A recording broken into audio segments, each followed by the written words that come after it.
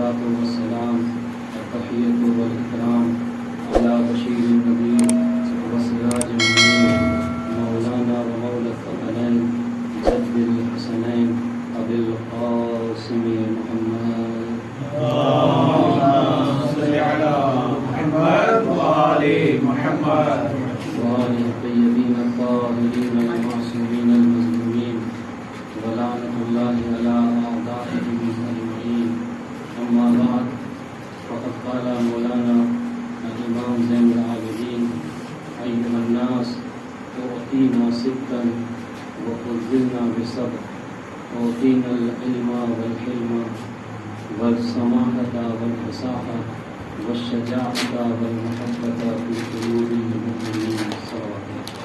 اللهم صل على محمد وآل محمد.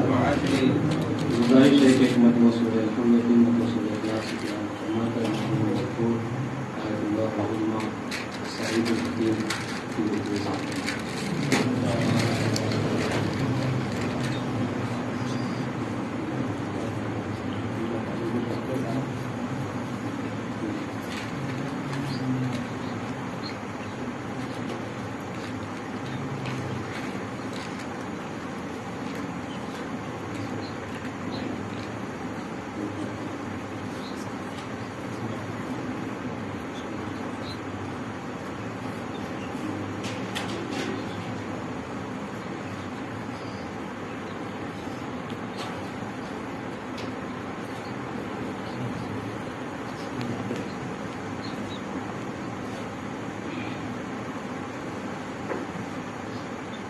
میری قصوات اللهم صل على محمد وآل محمد.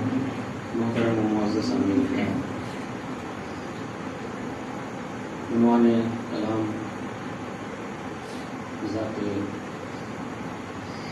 امام زین العابدین سید الصالحین علیہ السلام بڑا سخت مرحلہ ہے کہ انسان باب امامت میں اپنی زبان کو کھولے. کیوں؟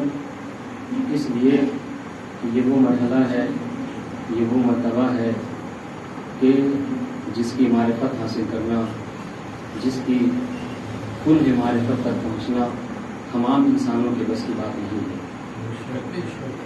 اور میں یہ جملہ یوں ہی نہیں فرما رہا ہوں، اس لیے کہ خود مولائے کائنات نے یہ اعلان کیا تھا وَلَا يَرْقَى إِلَيَّ الطَّيْرُ، میری بلندی تک کسی کا طائر فکر بھی پرواز نہیں. عزیزوں، تو یہ پہلے علی تھے، آج ہمیں دوسرے علی کا تذکرہ کرنا ہے. تو یقیناً انسان کما حقہ ان کی معرفت حاصل نہیں کر سکتا. کیوں؟ اس لیے کہ اللہ نے انہیں منصب امامت پر فائز کیا ہے. اور امام کون ہوتا ہے؟ میں آپ کی خدمت میں عرض کروں، امام وہ ہوتا ہے کہ جس کی معرفت، جس کی حقیقت تک ہم نہیں پہنچ سکتے. اس لیے کہ آپ غور فرمائیے، انشاءاللہ ایک نتیجے تک پہنچیں گے کہ امام کون ہوتا ہے. میں نے جملہ یوں ہی نہیں کہا کہ ہم امام کی کما حقہ معرفت حاصل نہیں کر سکتے. 8ویں امام کے صحابی ہیں عبدالعزیز ابن مسلم. ان کا بیان ہے کہ ایک مرتبہ ہم مرو کی جامع مسجد میں بیٹھے ہوئے تھے کہ ہمارے درمیان امام اور امامت کے بارے میں گفتگو چھڑ گئی. کسی نے کچھ کہا کہ امام کون ہوتا ہے، کوئی کچھ کہنے لگا، کسی نے کچھ کہا، کسی نے کچھ مراحل میں امام کو گھٹایا، کسی نے بڑھایا. عبدالعزیز ابن مسلم یہ فرماتے ہیں کہ مجھے یہ بات سمجھ میں نہ آئی کہ آخر امام ہوتا کون ہے. تو میں نے دیکھا کہ 8ویں امام یہاں تشریف فرما ہے. میں دوڑا 8ویں امام کی خدمت میں پہنچا. کہا مولا، ہمارے درمیان امامت کے مسئلے میں اختلاف ہے، کوئی کچھ کہتا ہے، کوئی کچھ کہتا ہے. مولا آپ خود ہی بتا دیجئے کہ امام کون ہوتا ہے. آپ توجہ فرمائیے گا، 8ویں امام سے سوال ہے کہ امام کون ہوتا ہے. تو عزیزان گرامی، ایک طویل خطبہ ہے کہ جو امام نے ارشاد فرمایا ہے اس سوال کے جواب میں. ان میں سے 2-4 باتیں جو امام نے بیان فرمائی ہے جو میرے موضوع سے متعلق ہے کہ ہم امام کی معرفت حاصل نہیں کر سکتے. تو امام نے عبدالعزیز ابن مسلم کے جواب میں کہا کہ اگر تم نے پوچھ لیا ہے کہ امام کون ہوتا ہے تو جان لو الامام واحد دہرہ، امام یکتائے زمانہ ہوتا ہے، لا یدانی ہے احد، امام وہ ہوتا ہے کہ جس کے فضیلت میں کوئی قریب تک نہیں پہنچ سکتا. یہ میں نہیں کہہ رہا ہوں، 8ویں امام فرما رہے ہیں ولا یدانی ہے احد، کوئی فضیلت میں امام کی برابری نہیں کر سکتا، امام کے قریب تک نہیں پہنچ سکتا. اس کے بعد امام نے ایک جملہ کہا ولا یعادلہ عالم، کوئی عالم بھی چاہے تو امام کی برابری نہیں کر سکتا، امام کے مساوی نہیں ہو سکتا. عزیزان گرامی، آپ نے غور نہیں کیا، امام نے کیا فرمایا؟ ولا یعادلہ عالم، کوئی عالم چاہے تو امام کی برابری نہیں کر سکتا. معلوم ہوا اگر کسی کے لیے بزبان معصوم علمیت ثابت ہو، وہ زبان معصوم میں اگر عالم ہو بھی اور چاہے کہ امام کی برابری کر لے تو وہ امام کی برابری نہیں کر سکتا. تو میں جملہ عرض کر رہا ہوں، جب بزبان معصوم اگر کوئی عالم ہو وہ امام کی برابری نہیں کر سکتا تو وہ کیسے کر سکتا ہے کہ جس سے زیادہ مدینے کی عورتیں مسائل جانتی ہوں.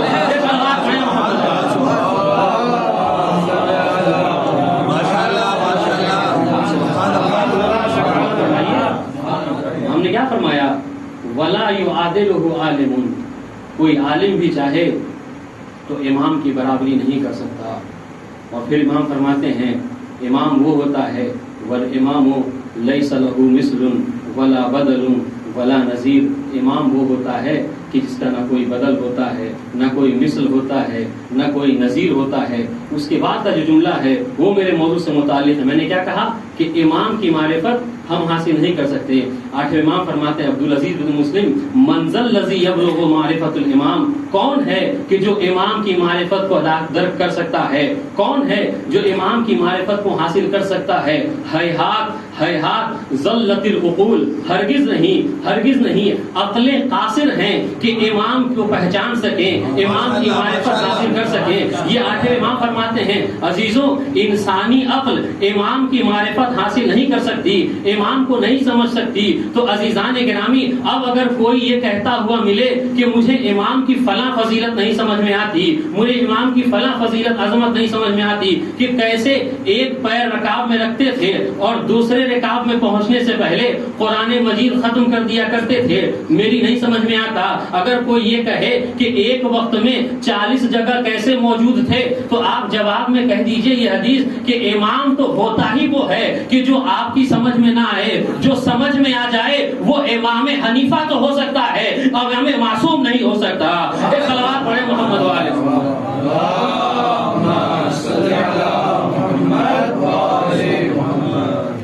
گرامی. امام وہ ہوتا ہے کہ جو ہماری سمجھ میں نہیں آ سکتا، جس کی معرفت ہم حاصل نہیں کر سکتے. اور عزیزان گرامی، میں مرحلے کو اور آگے بڑھاؤں. دیکھیے، ایسا نہیں ہے کہ اگر ہم امام کی معرفت حاصل نہیں کر سکتے تو کچھ تاریخ میں کچھ لوگوں نے ایسا نہیں ہے کہ کوشش نہیں کی کہ امام کی کما حقہ معرفت حاصل کریں. میں نے جملہ کہا، بہت سے لوگوں نے یہ کوششیں کی کہ امام کی فضیلت کو درک کریں. آپ دیکھیے ان کا حال کیا ہوا. روایت میں ملتا ہے کہ ایک شخص آیا امام حسین علیہ السلام کی خدمت میں. صلوات پڑھیں.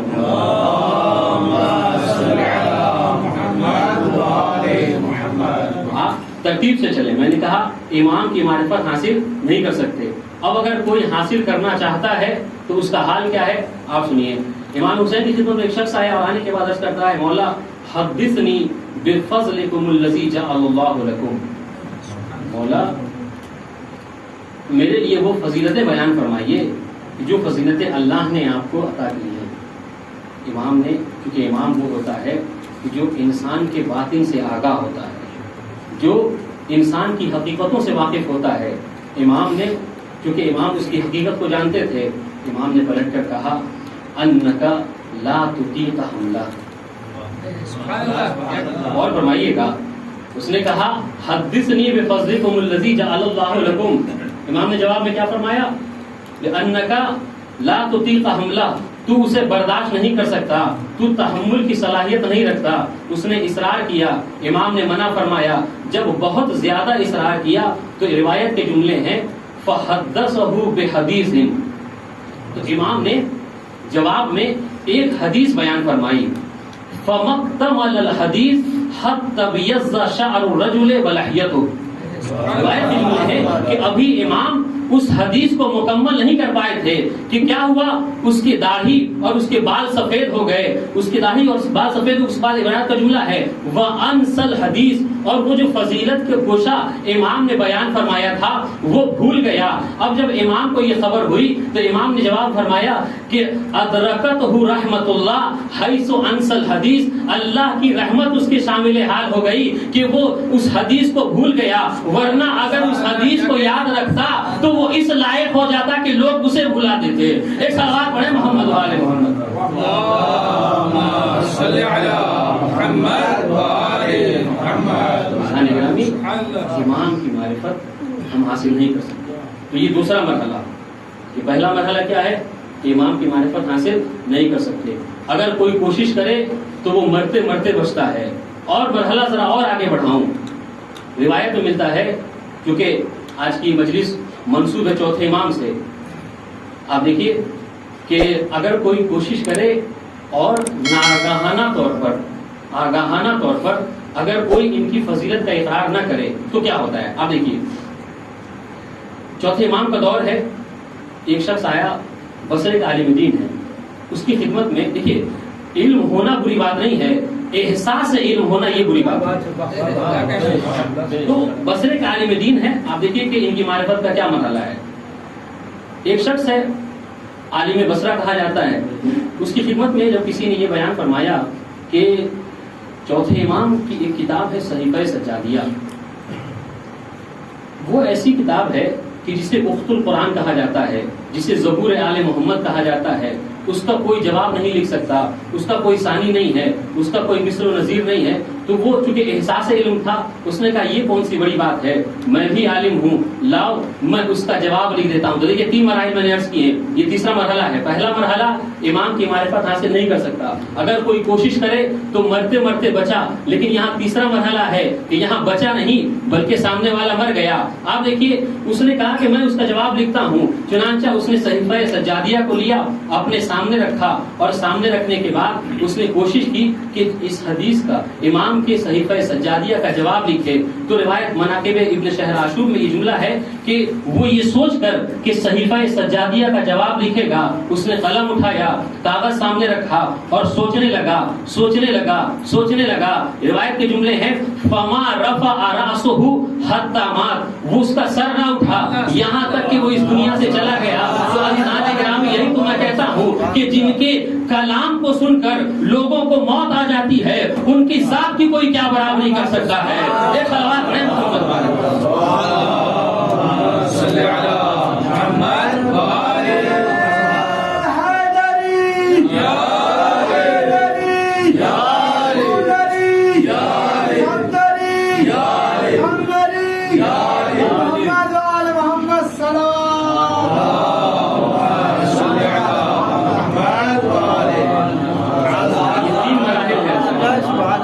معرفت حاصل نہیں کر سکتا، اگر کوئی کرے نہ آگاہانہ طور پر تو مرتے مرتے بچتا ہے، اور اگر کوئی آگاہانہ طور پر کرے تو وہ مر جاتا ہے۔ تو عزیزان گرامی، یہ امام کی معرفت میں نے آپ کو پیش کیا، یہ انسان حاصل نہیں کر سکتا۔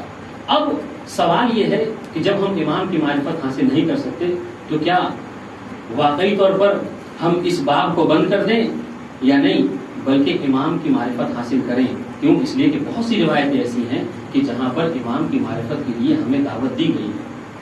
تو اس کے لیے میں عرض کرتا ہوں کہ بجائے اس کے کہ انسان ادھر ادھر کی باتیں کرے، امام کو اگر پہچاننا ہے تو خود ان کی کلام سے پہچانے کہ امام کیا ہوتا ہے۔ یہی وجہ ہے جو میں نے سرنامہ سخن میں امام کے اس خطبے کے کچھ ٹکڑے کو عرض کیا کہ اس میں امام شام والوں کے سامنے اپنی معرفت فرما رہے ہیں۔ کیا فرما رہے ہیں امام؟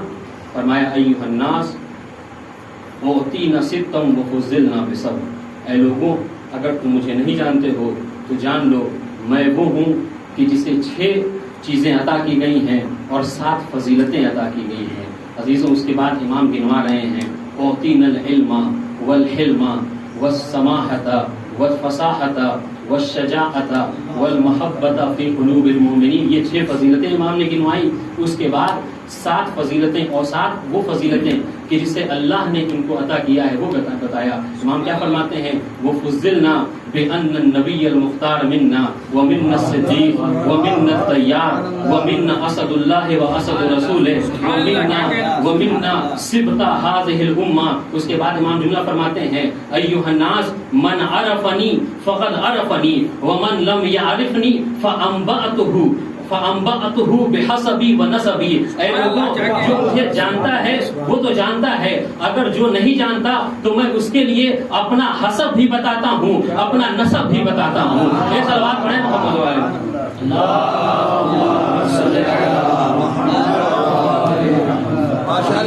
ان چیزوں سے ہم امام کو سمجھیں گے، ان خطبوں سے سمجھیں گے کہ امام کون ہوتا ہے. عزیزوں بس یہی وجہ ہے، کیونکہ امام نے کیا فرمایا؟ جو نہیں جانتا میں اس کے لیے اپنا حسب بھی بیان کرتا ہوں، اس کے لیے اپنا نسب بھی بیان کرتا ہوں. یہی وجہ ہے علماء تحریر فرماتے ہیں کہ فضیلت کی 2 قسمیں ہیں. ایک عظمت اور فضیلت وہ ہوتی ہے کہ جو حسبی ہوتی ہے، یعنی ذاتی ہوتی ہے، یعنی خود انسان کے اندر کیا عظمت ہے، کیا فضیلت پائی جاتی ہے. اور دیکھیے یہ میں آپ کو درس کروں کہ یہ فضیلت کی اہم شے ہے کہ انسان کے اندر ذاتی عظمت پائی جائے، ذاتی فضیلت پائی جائے. کیوں؟ اس لیے کہ اگر کسی میں ذاتی عظمت نہ ہو، ذاتی فضیلت نہ ہو تو نسبی فضیلتیں اسے آگے نہیں بڑھا سکتی. اور یہ جملہ یوں ہی نہیں ہے بلکہ نہج البلاغہ میں امام فرماتے ہیں من بطأ به عمله لم يسرع به نسبه. جسے اس کی کردار کی بلندیاں پیچھے ڈھکیل دیں اسے نسب کی بلندیاں آگے نہیں لا سکتی. آپ غور فرما رہے ہیں؟ تو اہم کیا ہے ان میں کہ انسان کے اندر خود ذاتی فضیلت ہو، حسبی فضیلت ہو. اس کے بعد تو یہ اہم فضیلت ہے. اس کے بعد دوسری چیز، ہاں اگر ذاتی فضیلت کے ساتھ، ذاتی عظمت کے ساتھ اگر کسی کے اندر نسبی فضیلت بھی ہے تو یہ نور علی نور ہے. تو اب علماء کیا فرماتے ہیں کہ فضیلت 2 طرح کی ہیں، ایک ذاتی فضیلت ہے اور ایک نسبی فضیلت ہے. اگر ان 2 پیرایوں میں ہم چوتھے امام کی زندگی کو دیکھیں تو چوتھے امام اس خطبے میں گویا یہی بتانا چاہ رہے ہیں کہ لوگوں اگر میری ذاتی فضیلت کو دیکھنا چاہتے ہو تو جان لو اوتینا العلم والحلم والفصاحہ، اور اگر میری نسبی فضیلت کو جاننا چاہتے ہو تو جان لو من النبی المختار من الطیار من الصدیق. یہ صلوات پڑھیں محمد والے.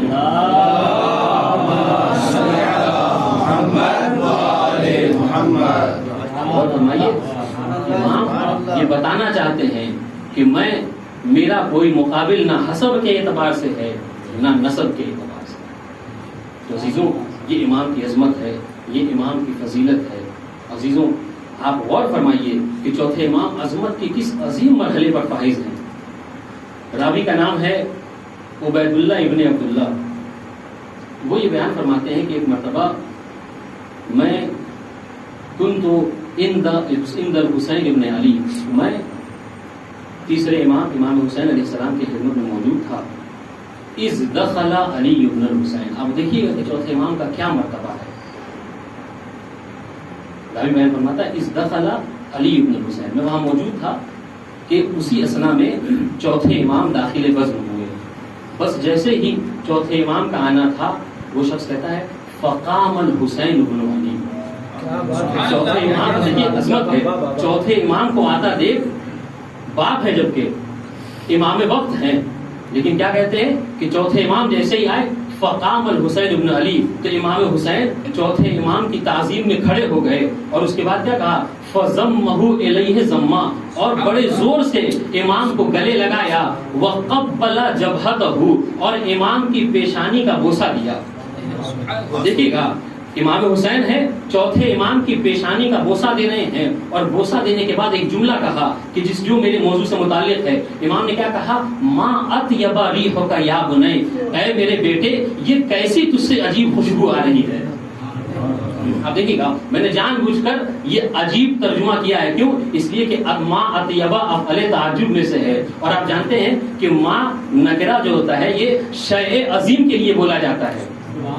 آپ دیکھیے گا کیا کہا امام نے، ماں اطیبا ریحک یا بنی، اے میرے بیٹے یہ تجھ سے کیسی عجیب سی خوشبو آ رہی ہے۔ اور عزیزوں میں آپ کی خدمت میں عرض کروں، کیونکہ ہم عام طور سے عرف عام میں یہ ہے کہ انسان تعجب کب کرتا ہے کسی چیز سے، انسان کب تعجب کرتا ہے، کیونکہ ہم سب طلبہ ہیں، اگر میں مجلس پڑھ رہا ہوں، آپ میں سے کسی ایک کو میری مجلس پڑھنے پر تعجب کب ہوگا کہ جب یا تو میں آپ سے اچھی مجلس پڑھ جاؤں، یا کم از کم آپ کے ذہن میں جو مطالب ہیں، جو خاص کتابیں ہیں جس کے ذہن میں آپ کے مطالب ہیں، ان کتابوں سے پڑھ جاؤں، تب آپ تعجب کریں گے، تعجب یہ کہیں گے کہ ماشاءاللہ آپ نے کیا مجلس پڑھی ہے۔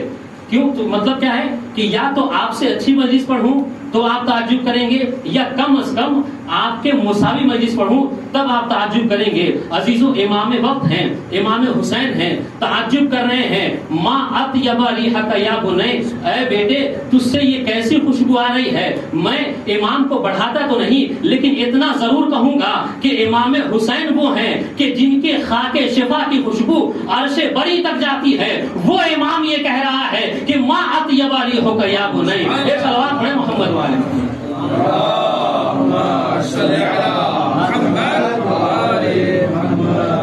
اور صلوات پڑھیں۔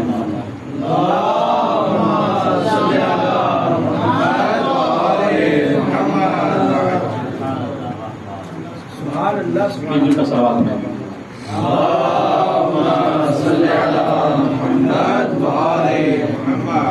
ثانی گرامی، یہ ذات امام سجاد علیہ السلام ہے، اس کے لیے خود امام حسین یہ فرما رہے ہیں، ماں اطیب ریحک یا بنی، کہ بیٹے تم سے کیسی عجیب سی خوشبو آ رہی ہے۔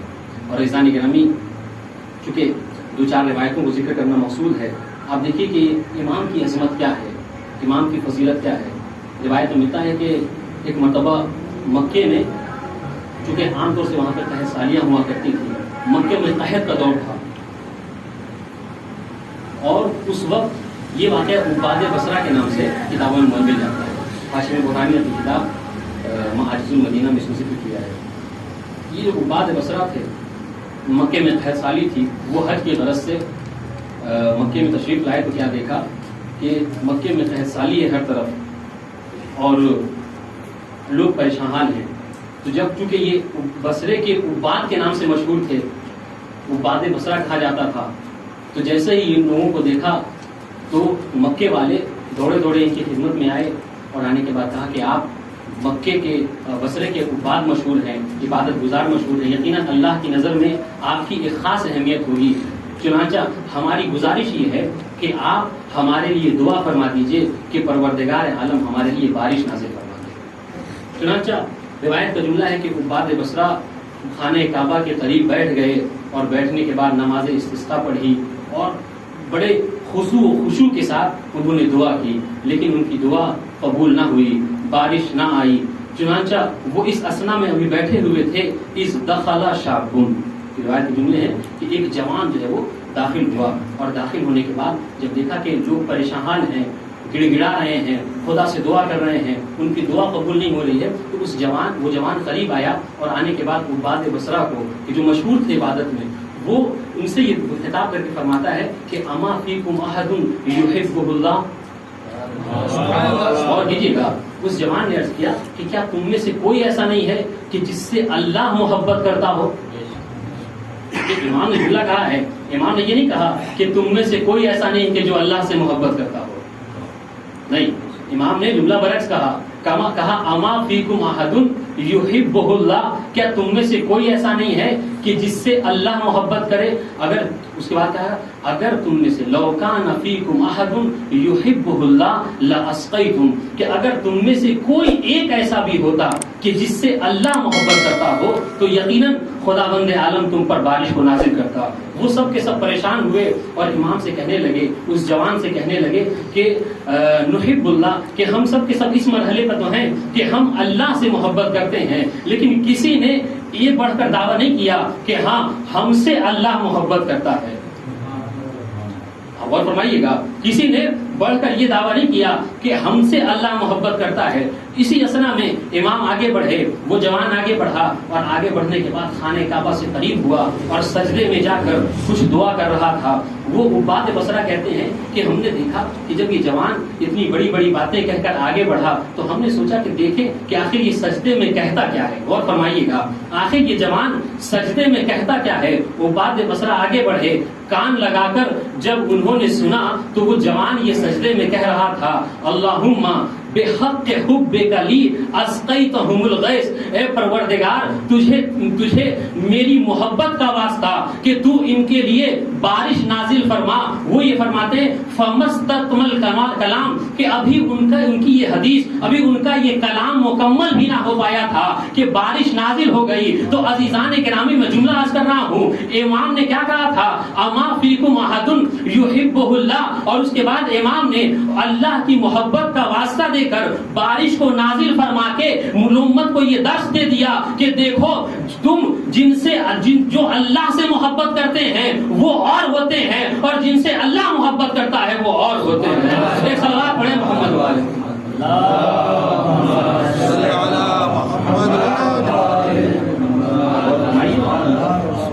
اور یہ وہی ہیں۔ کیا فرمایا، کہا کہ پروردگار تجھے تیری محبت کا واسطہ کہ جو میرے حق میں تو کرتا ہے ان کے لیے بارش نازل فرما۔ اور عزیزان گرامی کیوں نہ ہو، یہ دوسرے علی ہیں، یہ اسی سلسلے سے ہیں کہ جن کے لیے نبی نے میدان خیبر میں کہا تھا کہ کل علم اسے دوں گا کہ جسے اللہ محبت کرتا ہوگا اور وہ اللہ سے محبت کرتے ہیں۔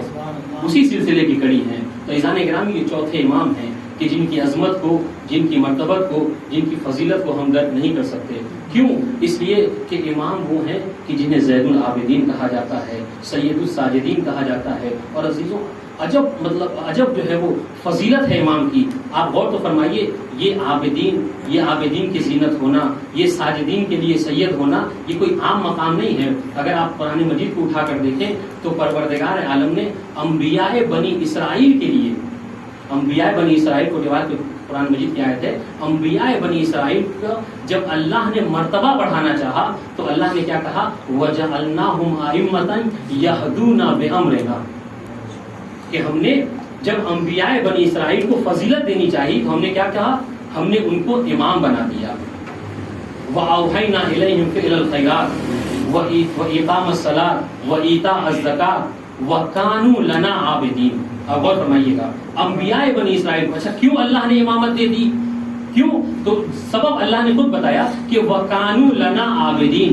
کیوں ہم نے ان کو عظمت دے دی؟ اس لیے کہ وہ سب کے سب ہمارے عابدین میں سے تھے، سب کے سب ہمارے عابدین بندے تھے، ہمارے عبادت گزار بندے تھے۔ تو یہ انبیاء کا مرحلہ ہے۔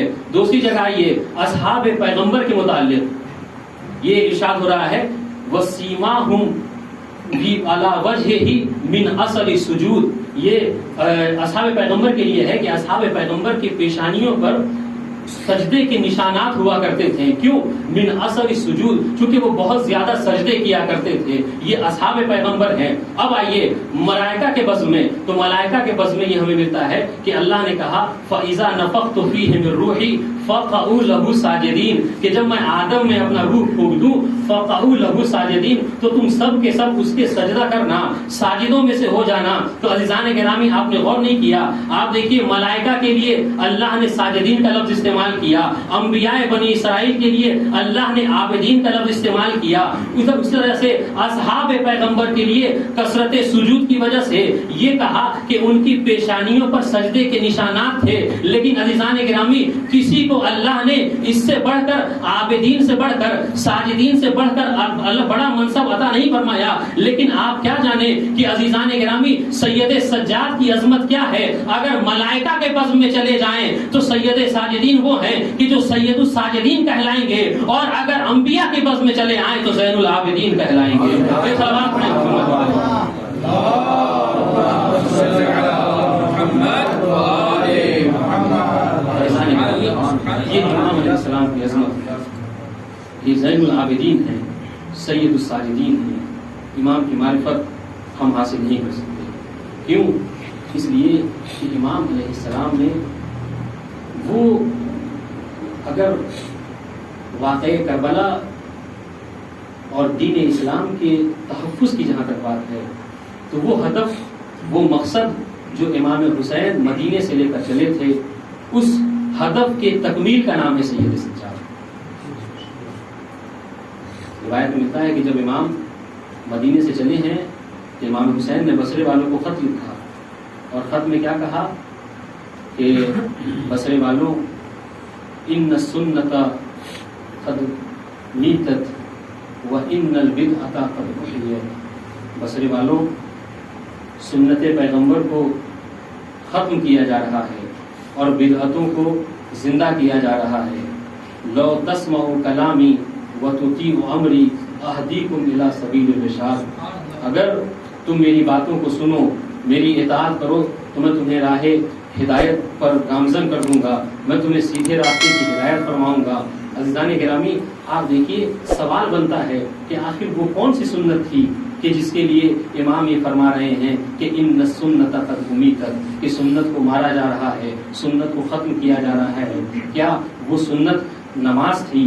کیا وہ روزہ؟ کیا حج؟ کیا اس طرح کی سنتیں تھیں؟ تو عزیزان گرامی یقیناً یہ سنتیں نہیں تھیں۔ کیوں؟ اس لیے کہ اگر یہ سنتیں ہوتی تو یہ سنت تو اس طرف بھی پائی جاتی تھی، اس طرف بھی حافظ قرآن موجود تھے، نمازی موجود تھے، حج کرنے والے موجود تھے، یہ سب کے سب موجود تھے۔ تو آخر کون سی سنت کی بات پر نبی امام حسین یہ فرما رہے ہیں کہ سنت کو مارا جا رہا ہے، سنت کو ختم کیا جا رہا ہے؟ تو جب تاریخ پر غور کیا گیا تو معلوم ہوا کہ نبی کی سنت صرف فروع دین نہیں ہے، نبی کی سنت صرف نمازیں پڑھنا نہیں ہے، بلکہ نبی کی سنت یہ بھی ہے کہ جو نبی اپنے حیات میں فرما کے گئے تھے، حسین منی وانا من الحسین، فاطمہ تو غزوۃ منی، یہ نبی کی سنت ہے، علی منی وانا من علی، یہ نبی کی سنت ہے۔ عزیزان گرامی، نبی خود فرما کے گئے ہیں انی تارکم فیکم الثقلین، یہ نبی کی سنت ہے۔ تو گویا امام یہ فرمانا چاہ رہے ہیں کہ یہ جو سنت ہے اس طرح کی سنتوں کو مٹایا جا رہا ہے۔ چنانچہ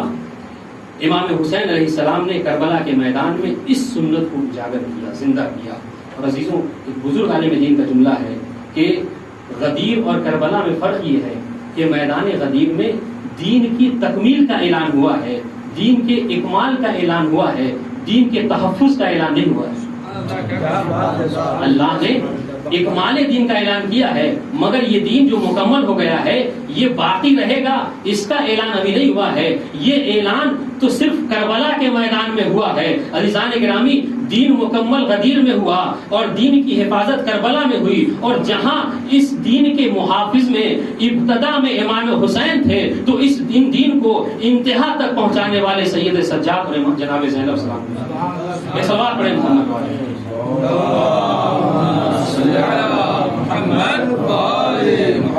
تو عزیزان گرامی، سید سجاد وہ ہیں کہ جو محافظ دین ہیں، جنہوں نے دین کی حفاظت فرمائی ہے اور کس طریقے سے کربلا کو زندہ رکھا۔ روایتوں میں ملتا ہے کہ امام خود اپنی ذات میں ایک دین کے لیے ایک مبلغ بن گئے تھے، اور اپنی ذات میں ہی، اپنی ذات کی حد تک امام نے کربلا کو باقی رکھا تھا۔ اور کیسے کربلا کو باقی رکھا تھا؟ روایتوں میں ملتا ہے کہ جب بھی امام کے سامنے کبھی پانی آتا تھا تو امام یہ کہہ کر گریہ فرماتے تھے، قتل ابی عطشانا، میرے بابا کو پیاسا مار ڈالا گیا۔ جب کبھی کھانا آتا تھا تو امام یہ کہہ کر گریہ کرتے تھے، قتل ابی جائع، میرے بابا کو بھوکا مار ڈالا گیا۔ عزیزان گرامی، آج سید سجاد کا ہمیں ماتم کرنا ہے، سید سجاد کا غم منانا ہے۔ یہ کون امام ہے؟ عزیزو، یہ وہ امام ہے کہ جو بقاء خمسہ میں سے امام کا نام بھی آتا ہے۔ امام روئے ہیں عزیزو، کتنا روئے ہیں؟ روایتوں میں ملتا ہے کہ بعد کربلا سید سجاد 34 برس تک زندہ رہے، مگر ہاں جب تک زندہ رہے اپنے بابا پر گریہ کیا ہے، اپنے بابا کو یاد فرما کر روئے ہیں۔ عزیزو، کیسے کیسے روئے ہیں؟ روایتوں میں ملتا ہے کہ خود امام کا جملہ ہے کہ میں کیسے نہ روؤں۔ جب کوئی پوچھتا تھا کہ مولا کب تک روئیے گا تو امام یہی فرماتے تھے کہ میں کیوں کر نہ روؤں، میں جب بھی ان سیدانیوں کو دیکھتا ہوں تو مجھے کربلا کا منظر یاد آ جاتا ہے، مجھے ان کا وہ دوڑ ماوراء یاد آ جاتا ہے کہ جب خیام حسینی میں آگ لگا دی گئی تو یہ بیوی کس طریقے سے یہ بیویاں پریشان ہو کر ایک خیمے سے دوسرے خیمے میں اور دوسرے خیمے سے تیسرے خیمے میں جاتی تھی. ہاں عزیزان گرامی، روایتوں میں ملتا ہے کہ امام سجاد روئے ہیں. عزیزوں، مدینے کا عالم یہ تھا کہ سید سجاد کو دیکھتے ہی قصائی حضرات اپنی دکانوں کو بند کر لیا کرتے تھے. کوئی یہ نہیں چاہتا تھا کہ سید سجاد گریا کریں. لہذا روایت میں ملتا ہے کہ ایک مرتبہ مدینے کی گلیوں سے امام کا گزر ہو رہا تھا. آپ دیکھیے کہ سید سجاد کی کیا حالت تھی بعد از کربلا. عزیزوں، 34 برس تک امام رویا ہے. روایت میں ملتا ہے کہ امام ایک مدینے کی گلی سے گزر رہے تھے کہ امام نے کیا دیکھا کہ ایک شخص ہے، ایک غریب ہے، ایک فقیر ہے کہ جو لوگوں سے یہ کہہ کر بھیک مانگ رہا ہے، ارحمونی انا رجل غریب، اے مدینے والوں مجھ پر رحم کرو، میں بڑا غریب شخص ہوں. امام نے جب یہ جملہ سنا تو اس کے قریب گئے اور قریب جانے کے بعد امام نے کہا بھائی تو غریب ہے؟ اس نے کہا ہاں مولا میں بڑا غریب ہوں. اس نے کہا کہ میں غریب ہوں. امام نے کہا بھائی تو اپنے آپ کو غریب نہ کہے. امام نے کہا مولا کیسے غریب نہ کہوں، مولا میں غریب ہوں. امام نے جواب میں فرمایا یہ بتا اگر خدا نہ خواستہ تیری موت ہو جائے تو یہ بتا کیا تجھے غسل و کفن نہ دیا جائے گا، کیا تیرے جنازے کو دفن نہ کیا جائے گا؟ وہ تڑپا اور تڑپ کے کہتا ہے مولا کیسی باتیں کرتے ہیں، ارے مدینہ ہے سب کے سب مسلمان ہیں، یہ کیسے ہو سکتا ہے کہ ایک مسلمان کا جنازہ بے گور و کفن پڑا رہے؟ عزیزو یہ جملہ سننا تھا. امام نے ایک مرتبہ آئے سرد کھینچی اور جملہ کہا وَأَسَفَاهُ عَلَيْكَ يَا أَبَتَا تَبْقَى ثَلَاثَةَ أَيَّامٍ بِلَا دَفَنٍ وَأَنْتَ ابْنَةُ بِنْتِ رسول اللہ. ہائے بابا آپ پر افسوس کہ 3 دن تک آپ کا جنازہ کربلا کی تڑپتی ریت پر پڑا رہا. کوئی نہ تھا جو امام کے جنازے کو غسل و کفن کرتا، کوئی نہ تھا جو امام کے جنازے کو دفن کرتا. امام نے کہا بھائی آج کے بعد تو اپنے آپ کو غریب نہ کہنا، ارے غریب تو میرا بابا تھا جو بے غسل و کفن مار ڈالا گیا. ہاں عزیزان گرامی، یہ وہ مصائب تھے کہ جن کو یاد کر کے امام جب تک زندہ رہے روتے رہے. بس ایک آخری روایت ذکر کرنی ہے. روایتوں میں ملتا ہے کہ جب چونکہ محرم کے آخری ایام ہیں اور یہ وہ ایام ہیں کہ جن میں قافلہ امام حسین سفر کر رہا ہے، کبھی کربلا سے کوفہ اور کوفے سے شام کی طرف یہ قافلہ رواں دواں ہے.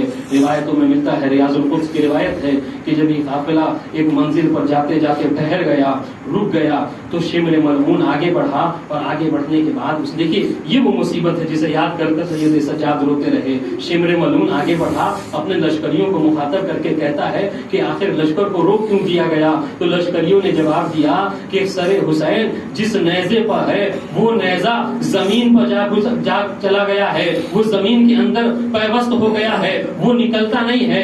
عزیزان گرامی، شمر ملعون یہ کہتا ہے کہ چلو ٹھیک ہے میں دیکھتا ہوں. عزیز و فطرت یہی کہتی ہے کہ جب شمر نے یہ جملہ کہا تو وہ امام حسین کے پاس آیا ہوگا، لیکن عزیزوں یہی تو غم ہے. شمر نے جب یہ دیکھا کہ قافلہ آگے نہیں بڑھتا، سر حسین آگے نہیں بڑھتا، تو شمر تازیانہ لیتا ہے اور تازیانہ لے کر امام حسین کے پاس نہیں آتا بلکہ اس محمل میں جاتا ہے کہ جس میں سید سجاد ہیں. سید سجاد کے پاس جانے کے بعد اپنے لشکریوں کو حکم دیتا ہے کہ سید سجاد کو اس وقت تک کوڑے لگاؤ جب تک یہ قافلہ آگے نہ بڑھے.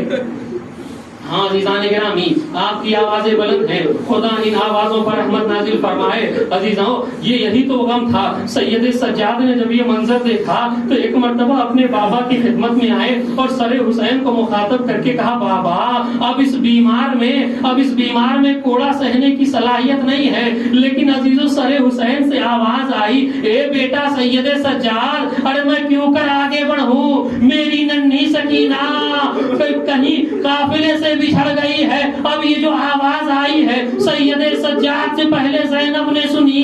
جناب زینب نے اپنے آپ کو احمد سے گرا دیا.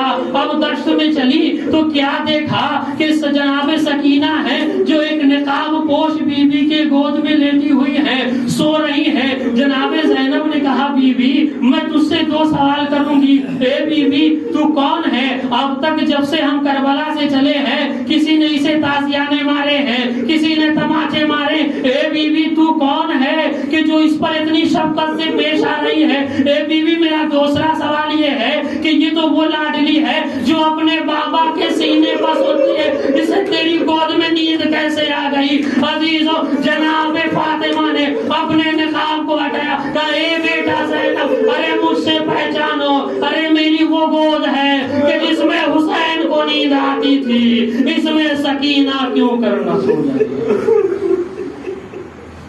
الا لعنت اللہ علی القوم الظالمین وسيعلم الذين ظلموا من انا للہ وانا الیہ راجعون۔ جسم بقضاء تسلیم محمد پروردگار تجھے واسطہ ہے محمد کا ہماری اس مختصر سی بات قبول فرما۔ میرے معبود تجھے واسطہ محمد کا زیادہ سے زیادہ ہمارے صالحہ انجام دینے کی توفیق عطا فرما، گناہان کبیرہ اور صغیرہ کی مغفرت فرما، علم حاصل کرنے اسے لوگوں تک پہنچانے کی توفیق عطا فرما۔ اے معبود محمد والے محمد کا واسطہ شیعہ حیدر کربلا جہاں جان کی جان و مال عزت و آبرو کی حفاظت فرما، پرچم اسلام کو رحمت و بلندی عنایت فرما، پرچم کفر و نفاق کو نیست و نابود فرما، آخری امام کی ظہور میں تعجیل فرما، ہم